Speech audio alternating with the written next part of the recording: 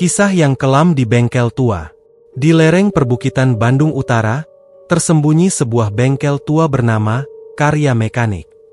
Dikenal luas oleh penduduk setempat, bengkel ini telah menjadi saksi bisu berbagai kisah kehidupan, dari sukacita hingga duka nestapa. Namun, di balik hiruk-pikuk mesin dan aroma oli yang khas, terselip sebuah misteri yang tak pernah terungkap, menghantui setiap sudut ruangan dan lorong sempitnya. Adalah Radit, seorang pemuda berusia 20 tahun yang baru saja memulai karirnya sebagai mekanik magang di bengkel Karya Mekanik. Berbekal semangat muda dan rasa ingin tahu yang besar, Radit bertekad untuk belajar segala hal tentang dunia otomotif dari para seniornya yang berpengalaman. Namun, ia tidak pernah menyangka bahwa pengalaman pertamanya di bengkel tersebut akan menjadi sebuah mimpi buruk yang tak akan pernah ia lupakan. Hari itu, langit Bandung tampak muram diselimuti awan kelabu. Hujan rintik-rintik mulai turun, menciptakan suasana sendu yang menyelimuti bengkel Karya Mekanik. Radit, yang sedang asyik bercanda dengan rekan kerjanya, tiba-tiba dikejutkan oleh suara sirine ambulans yang meraung-raung memecah keheningan. Sebuah ambulans tua, dengan cat putih yang memudar dan karat yang menggerogoti bodinya, perlahan memasuki pelataran bengkel. Rasa penasaran Radit memuncak. Ia belum pernah melihat ambulans tua seperti itu sebelumnya. Ambulans itu tampak usang dan tak terawat, seolah-olah telah bertahun-tahun mengarungi jalanan berliku dan menyaksikan berbagai peristiwa tragis. Seorang pria tua berwajah muram keluar dari kursi pengemudi, berjalan tergesa-gesa menuju kantor bengkel. Tak lama kemudian, pria tua itu keluar dari kantor dengan wajah lega. Ia berbincang sejenak dengan Pak Broto, pemilik bengkel yang dikenal tegas dan disiplin. Setelah itu, Pak Broto memanggil Radit dan memberikan instruksi untuk segera memeriksa dan memperbaiki ambulans tersebut. Radit mengangguk patuh, meskipun hatinya dipenuhi rasa cemas yang tak dapat dijelaskan. Ia mendekati ambulans tua itu dengan perasaan yang tidak karuan. Ketika ia membuka pintu belakang, bau anyir darah yang menyengat langsung menyeruak, membuat perutnya mual.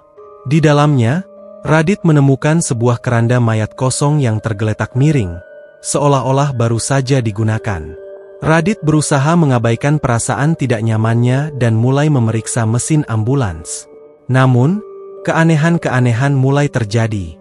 Ia mendengar suara-suara samar dari dalam mobil, seperti bisikan-bisikan yang tak jelas. Keranda mayat itu juga tampak bergerak sendiri, bergeser sedikit demi sedikit. Radit merasakan bulu kuduknya berdiri dan keringat dingin mulai membasahi tubuhnya. Ketika hari mulai gelap, Radit memutuskan untuk menghentikan pekerjaannya. Ia merasa lelah dan terganggu oleh kejadian-kejadian aneh yang dialaminya.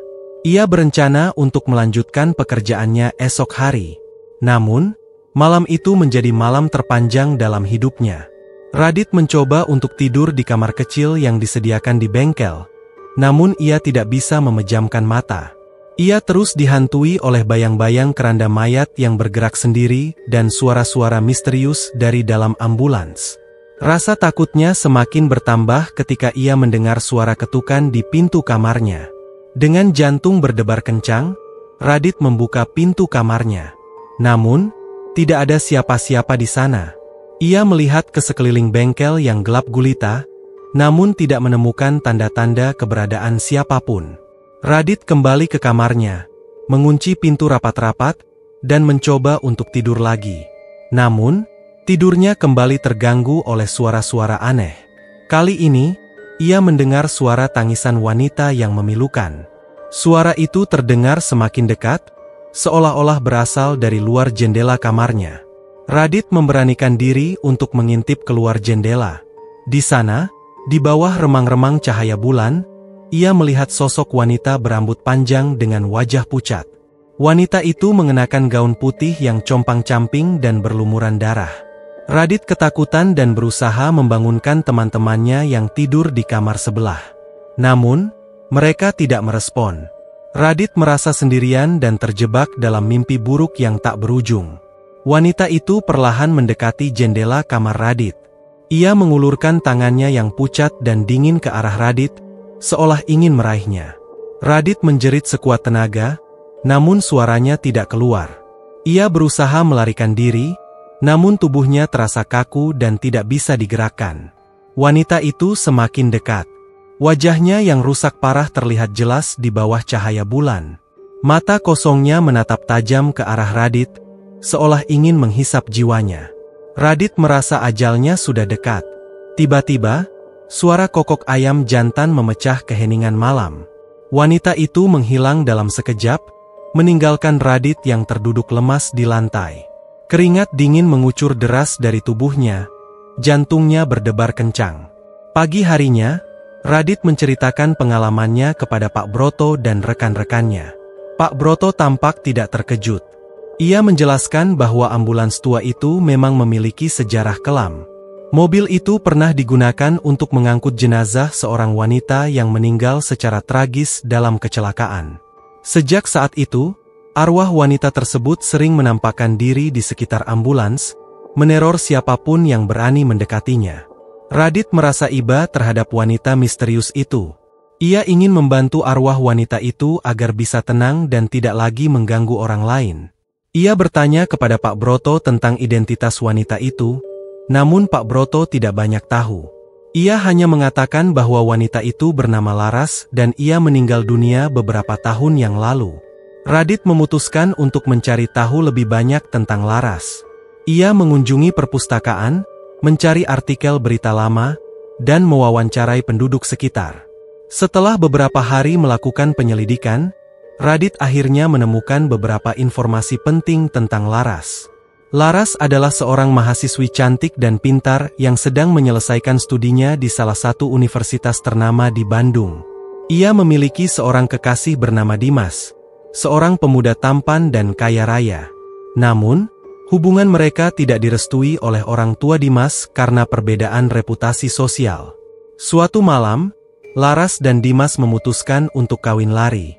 Mereka mengendarai mobil Dimas dengan kecepatan tinggi, berusaha menghindari kejaran orang tua Dimas. Namun, nasib berkata lain. Mobil mereka mengalami kecelakaan hebat dan menabrak pohon besar. Dimas tewas seketika, sedangkan Laras mengalami luka parah dan meninggal dunia di rumah sakit beberapa hari kemudian. Radit merasa iba terhadap kisah tragis Laras dan Dimas.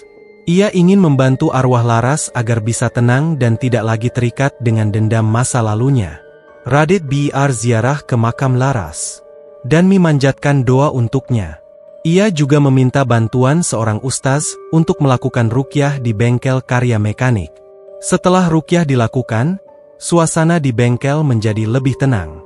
Keanehan-keanehan yang sering terjadi mulai berkurang. Radit juga tidak pernah lagi melihat penampakan Laras. Ia berharap arwah Laras telah menemukan kedamaian di alam baka dan bisa bersatu kembali dengan Dimas. Namun, Radit tidak pernah bisa melupakan pengalaman mengerikan itu. Ia belajar bahwa dunia ini tidak hanya terdiri dari hal-hal yang bisa dilihat dan disentuh. Ada dimensi lain yang tersembunyi, di mana arwah-arwah gentayangan masih berkeliaran. Radit juga belajar untuk menghargai kehidupan dan tidak meremehkan hal-hal yang dianggap mistis oleh sebagian orang.